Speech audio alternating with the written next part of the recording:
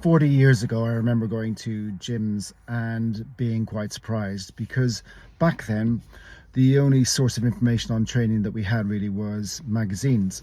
And they would invariably print the routines of the latest champions and what they were doing in preparation for some competition or other. And they'd be hugely complicated, training 5 or 6 days a week.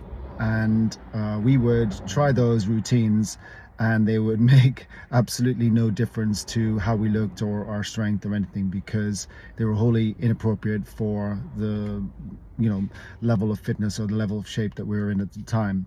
And it's a similar thing today. I see in gyms the sources of information may have changed, so it's now things like YouTube and social media where most of the kids get their information from.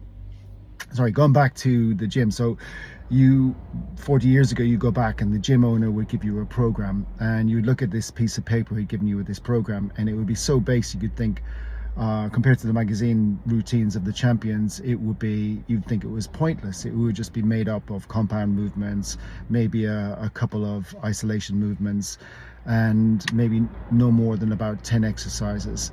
And it would take you about an hour, and just say, do that 3 times a week, and you're golden.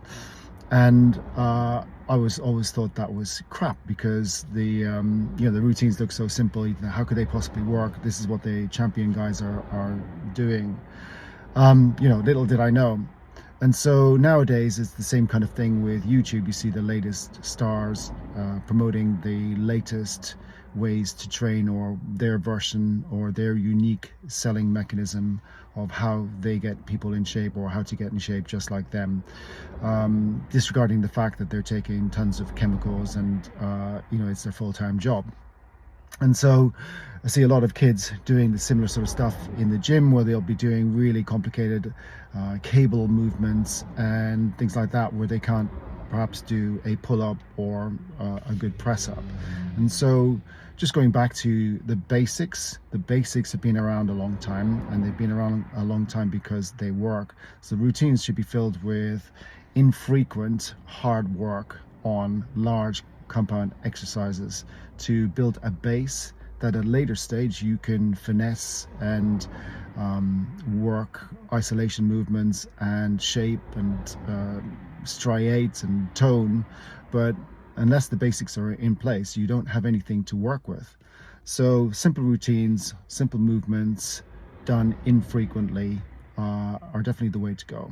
Anyway, that's my 2 pence worth on the progression of training over the last 40 years.